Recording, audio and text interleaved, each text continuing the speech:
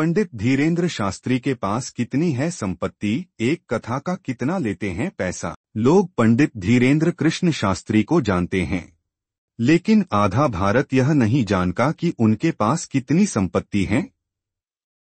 वे एक कथा का कितना पैसा लेते हैं। आइए इसके बारे में विस्तार से जानते हैं।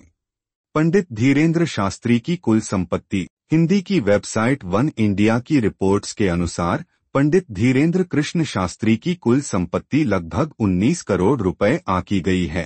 मुख्य रूप से यह संपत्ति उनकी कथाओं से प्राप्त आय, भक्तों की ओर से दिए गए दान और चढ़ावे से संबंधित है।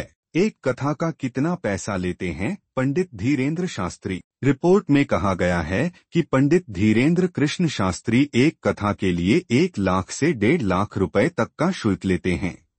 आमतौर पर उनकी एक कथा 10 से 15 दिनों तक चलती है, जिससे उनकी मासिक आय करीब 3 से 3 लाख रुपए होती है। पंडित धीरेन्द्र शास्त्री को मिलने वाला दान और चढ़ावा। कथा से होने वाली आमदनी के अलावा पंडित धीरेन्द्र कृष्ण शास्त्री की आय का महत्वपूर्ण स्रोत भक्तों की ओर से दिए गए दान और चढ़ावे भी हैं। इन दानों का इस्तेमाल वे सामाजिक कार्यों के लिए करते हैं। इनमें वे अस्पताल निर्माण और लंगर भंडारा का आयोजन में करते हैं।